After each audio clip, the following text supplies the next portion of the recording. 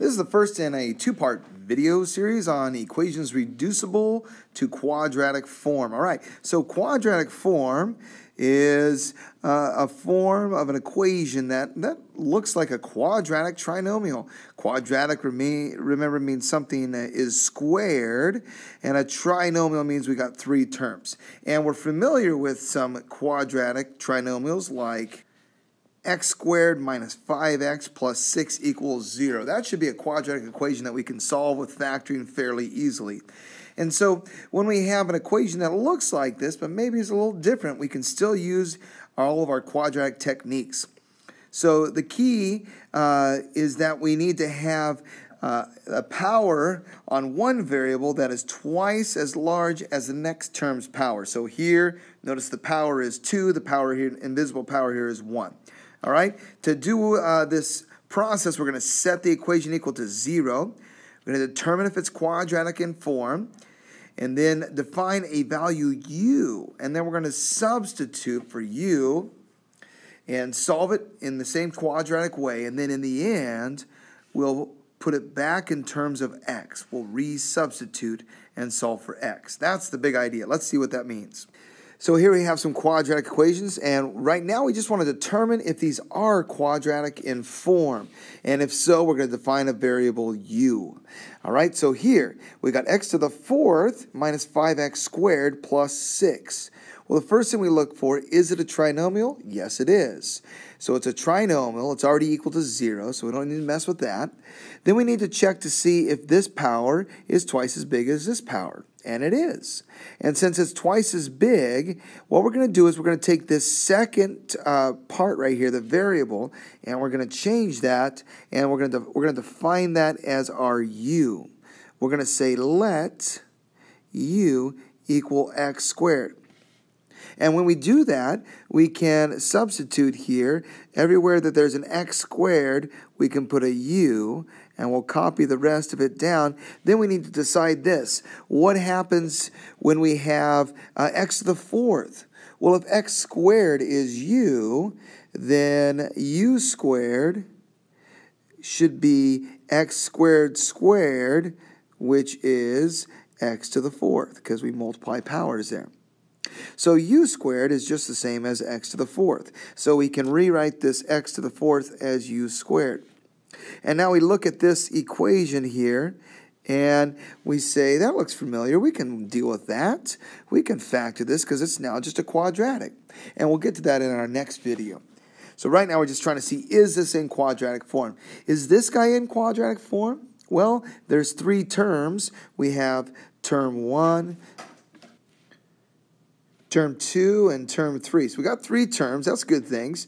Now, what we got to do is we got to see, is it quadratic? Well, this one's even easier to find out. Yeah, we got something squared and something by itself, and then none of that. And that something is x squared minus 3, so that's going to be our u value. So we're going to let u equal the x squared minus 3, that whole package deal. And now we're going to swap it out so for each of these here. And so that's going to give us u squared plus u minus 5 equals 0. Again, not solving it right now, but there we go. Got it in a quadratic form now, all right? And we can deal with that. How about here? Well, this one doesn't look like it has exponents at all. But remember, the square root here is really x to the 1/2. So if we write that as an exponent, then, let's fix that. Then we can see that u is going to be x to the 1/2. Again, we just need to have the first exponent twice as big as the second exponent, and that's true. So if u is x to the 1/2, then we can say that this is going to be u squared, because x to the 1/2 squared is going to be u to the first. And let's just square this to see that that's true. So u squared is u to the first. So u to the first can be a u squared. And wherever we have an x to the 1/2, that's going to be u. And so there we have it. Now we have it in quadratic form. We got a u squared, and that's something we can deal with, and we will here in a little bit. So now, how about this guy? Well, we got 3 terms. That's good news. Is this twice as big as that one? Yes, it is. So since this exponent is twice as big as that one, this is our u value. We're going to say we want to let u be m to the negative 1. So u squared would be m to the negative 2. So now we can swap that out. M to the negative 2 is just u squared. So this, we'll think of this as 2 u squared minus 5u minus 12 equals 0. All right, and they're good.